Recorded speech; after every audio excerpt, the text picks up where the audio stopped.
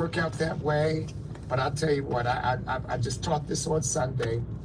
God works all things according to the counsel of his will. Doesn't mean all things are his will, but he takes them and uses them to bless us.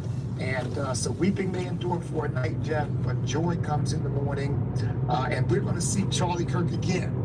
And our hearts will rejoice, and our joy no one will take from us. Amen.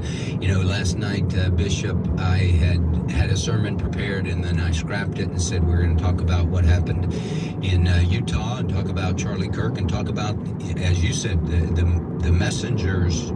We come and go, but the message is the Lord's message, and it goes on. And so, but we talked about Charlie Kirk, and we rejoiced even through tears.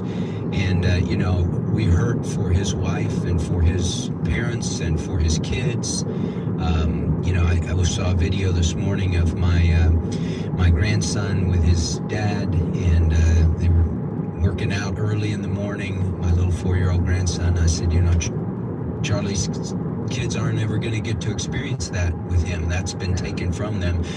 But we don't understand, but we trust the Lord, and we know he's in control. And, you know, Bishop, I told the church last night, I said the first Christian martyr was Stephen. He didn't have a long ministry, but he had an effective ministry. And his death paved the way for a young man named Saul of Tarsus to be touched. I think that was the initial thing that probably softened his heart. I And agree. then you have the first martyr in the Bible, Abel, killed by his brother Cain, and the Bible's still talking about him thousands of years later in the book of Hebrews. And so, you know, he being dead still speaks. You know, Jeff, I really believe that you and I are tracking the same way here. Charlie Kirk is really, in my view, the first Christian conservative martyr of really the modern Christian conservative movement that has been birthed here, you know, by people like, you know, Pat Robertson and James Dobson and Tim LaHaye and who am I? I mean, I'm leaving out a bunch of folks who really kind of came up during that Ronald Reagan era and birthed a new movement of Christian conservatives being willing to speak out and proclaim a biblical worldview. And so, you know, these folks have served us and blessed us and encouraged us. But thank God, even though they tried to kill Ronald Reagan, they've tried to kill Donald Trump. To my knowledge, I don't think any person I would identify as a self-proclaimed and acknowledged Christian conservative has been martyred. Charlie Kirk is the first. You know, we were talking, Jay Budzalowski, my engineer here in Texarkana, and we said, you know, there's really not anybody that I can think of that could step into the shoes of Charlie Kirk. The one that comes closest in my mind is Ben Shapiro, but Ben Shapiro is Jewish. He's not a believer in Jesus. So who has that faith that guides them that could do what Charlie Kirk can do? Well, you know, we don't know, do we? But I'll tell you one thing, God always has a ram in the bush. Yes. God always has a plan. You know, his ways are past finding out, aren't they? We don't. God's ways are inscrutable, the way he can do things. And sometimes you look back and you say, wow, because of that, God used that situation to bring about this. So there may be somebody waiting in the wings right now. Maybe somebody who's working with Turning Point USA, maybe somebody who doesn't even know about Turning Point USA until now, who will spring up and really carry the mantle forward for us. But look, that's why, as much as we admire Charlie Kirk, we put our ultimate trust in God, because we know that we as human beings, you, me, everybody else, we come and go. Right. But God is eternal, and he's not going anywhere. He's still on the throne. And, you know, the word that God makes clear, he said, he will do all his good pleasure. So everything God intends for humanity and for human history is coming to pass, no matter what they do. Well, I was thinking too, Bishop, because I was scrolling through social media last night and seeing, you know, people on the left, many of them were rejoicing over the assassination of Charlie Kirk. And it reminded me, one guy was saying, hey, Christians, this is God's judgment on Charlie Kirk. Well, it reminded me of what Jesus said in John chapter 16. He said, an hour is coming for everyone who kills you to think that he is offering service to God. These things they will do because they have not known the Father or me.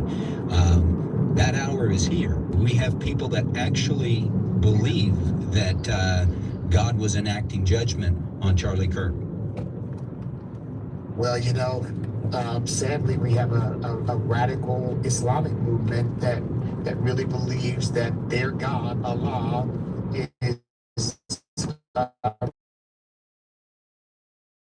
the infidels, which would include us as Christians. But look, these people are so deeply misguided that all you can do is feel sorry for them. I almost weep for them, and I weep for Charlie Kirk, because they are so lost, and they do not understand. This is what they don't understand. We love them. We don't hate them. We don't want to hurt them. We don't want to kill them. We want them to go to heaven with us. We want them to rejoice with us eternally with God our Father. And they see us as the enemy. But Jesus, reminded, Jesus said, remember, the world hated me first. Yes. So if the world hates me, it will hate you, because you are not of this world. So it shouldn't surprise us. It's shocking. I was on a conference call, and the person who said, I think they said a relative or somebody just told me Charlie Kirk's been shot. They think he's dead. I was so shocked that I said, are you kidding? I didn't mean to be cavalier. It's just my brain couldn't wrap itself around that. Right. And I just said, are you kidding? Knowing this is not a person with a kid that way, but I didn't know what else to say. And the person immediately said, and I knew when I said it was just a dumb thing to say. My tongue couldn't catch up with the shocking news. Right. And the person said, no, this is real. So we're hurting over this. But again, our ultimate faith is in God, who is the one who is carrying out his plan in the earth, and for our ultimate destiny, which is a world without sin, without assassinations, without offense, without hatred, without division, without any of that. God is going to bring that about, and there's nothing they can do to stop it. Amen to that. Well, Bishop, I have a clip from Charlie, and Charlie knew that he was putting himself in harm's way by the message that he was preaching and what he was doing on college campuses. And this is what he had to say about liberalism and violence. At the core of the left, at the core of a liberal, is someone that would use the sword if they had it. They are very violent people at their core. They always have it. They can't debate. They can't have conversation. So they'll resort to these tactics. They're going to do everything they possibly can to try to murder this movement, because they can't beat us. So they're going to try to take weapons. And though we're very aware of that, I'm aware of it, they have full-time security. This is not a joke. This is who these people are. Now, Bishop, you've experienced that firsthand. I know you don't travel unless you have a security team with you and a bodyguard. But now you've had people threaten your life? I thought about that, Jeff. Really, whether you have been explicitly threatened or not, and I have, every single one of us that is on the front line for biblical worldview conservatism is in danger. Now, I really believe that's just the reality, because you never know. I had a woman, I was at an event, I just finished speaking, and as you say, I've got a team around me because I'd gotten a very serious threat. The FBI investigated it, trying to find the person who had made the threat. But this woman smiled at me and then turned toward me as we were walking and came up and reached out her hand to shake my hand. ここで5分待ってるから、もし入れなかったら戻ってきてすぐ。5分待ってるから。Okay, thank you. もし入れたらそのままでいいから。Okay.